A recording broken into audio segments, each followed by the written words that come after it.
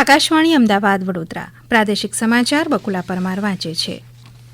કેન્દ્રમાં પ્રધાનમંત્રી નરેન્દ્ર મોદી સરકારના 12 વર્ષ પૂર્ણ થવા નિમિત્તે રાજ્યભરમાં 12 વર્ષ વિશ્વાસના, વિકાસના અને જનકલ્યાણના અભિયાન હેઠળ વિવિધ કાર્યક્રમ યોજાઈ રહ્યા છે. બનાસકાંઠાના પ્રભારી મંત્રી ઋષિકેશ પટેલે થરાદના લુણાવા ગામમાં પ્રગતિપથ યાત્રાનો પ્રારંભ કરાવ્યો. આ પ્રસંગે તેમણે સિંચાઈ અને પાણીની સુવિધા માટે કરાયેલી કરોડો રૂપિયાની જોગવાઈથી ખેડૂતો સમૃદ્ધ થયા હોવાનો ઉલ્લેખ કર્યો હતો. ભારતમાલા હોય, જેટકોનું હોય કે નવી સિવિલ હોસ્પિટલ થરાદ મુકામે હોય, આ તમામ કામો ન ભૂતો ન ભવિષ્યથી લોકોને ease of doing, ease of living, આ કન્સેપ્ટમાં સારું જીવન ધોરણ મળી રહે, પોતાનું ઘર સશક્ત બને, એ માટેના જે કાર્યક્રમો અને જે જનકલ્યાણના કામો સાહેબે કર્યા છે એ લોકો સુધી અને લોકોને મળી અને એને સેલિબ્રેટ કરવાનું નક્કી કર્યું છે. ભાવનગરમાં ભાજપ દ્વારા શહેરના પ્રત્યેક વોર્ડના વિવિધ સ્થળ પર સ્વચ્છતા સેવા કરવામાં આવી. તમામ લોકોએ શહેરની સુંદરતામાં વધારો કરવામાં યોગદાન આપ્યું. સાથે જ પ્રગતિપથ યાત્રામાં જિલ્લાના વિકાસ કાર્યો અને જાહેર સુવિધા કેન્દ્રોની મુલાકાત લઈ કામગીરીની સમીક્ષા કરાઈ.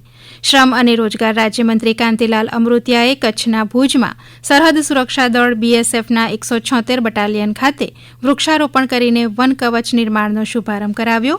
અહીં 30,000 વૃક્ષો વાવીને વન કવચનું નિર્માણ કરાશે.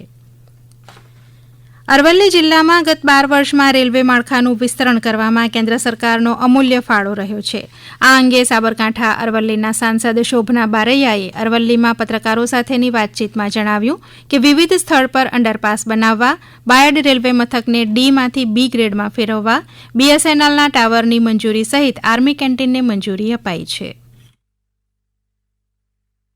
12 વર્ષના શાસનકાળમાં મોદી સાહેબે ખૂબ એવી યોજનાઓ અને ખૂબ એવા મહત્વના કાર્યો કર્યા છે. એમાં અહીંયા અરવલ્લી જિલ્લામાં પણ એમને ખૂબ સારા કાર્યો કેન્દ્ર સરકાર તરફથી કરવામાં આવે છે. જેમાં મુખ્ય કાર્ય એક રેલવે અને ઐતિહાસિક કાર્ય જો કરવામાં આવ્યું હોય તો મોડાસા નડિયાદ જે રેલવે છે એ લાઇનને જોડવા માટે એના મોડાસામાં આવતા 3.5 કલાક જેટલો સમય લાગતો હતો, એ સમય ઓછો થાય એના માટે આ સમસ્યાના કાયમી ઉકેલ માટે અંડરપાસ બનાવવા માટે અને કેન્દ્ર સરકારે 106 કરોડ ફાળવ્યા છે. એની સાથે સાથે વંદે ભારતનું સ્ટોપેજ પણ આપવામાં આવ્યું છે.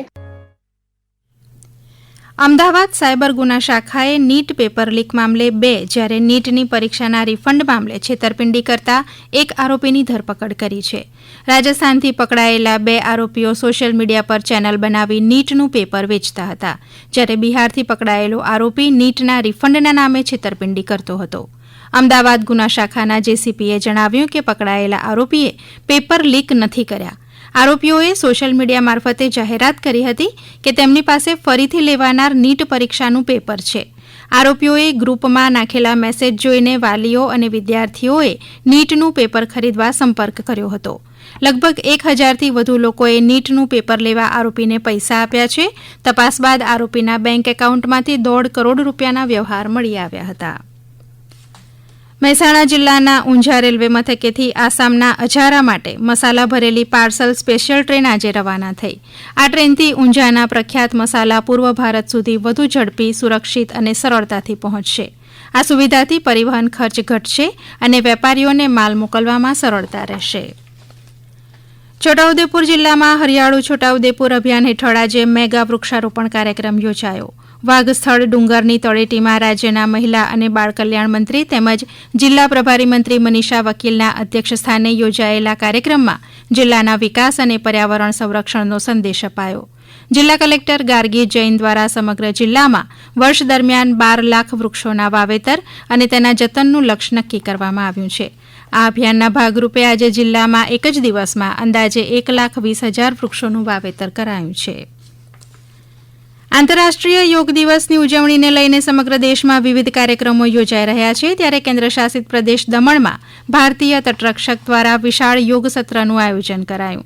સત્ર દરમિયાન યોગાસન, પ્રાણાયામ, શ્વાસ સંબંધિત યોગ ક્રિયાઓ, ધ્યાન અને માનસિક શાંતિ માટેની વિવિધ પદ્ધતિઓ અંગે માર્ગદર્શન અપાયું. યોગ દ્વારા શરીર અને મનને સ્વસ્થ રાખવાની સાથે તણાવમુક્ત જીવન જીવવા માટેના ઉપાયો પણ સમજાવવામાં આવ્યા હતા. અમદાવાદના વેજલપુર ખાતે સમસ્ત વણકર સમાજ સેવા ટ્રસ્ટ દ્વારા ધોરણ 10 અને 12ના તેજસ્વી વિદ્યાર્થીઓનો સન્માન સમારંભ યોજાયો.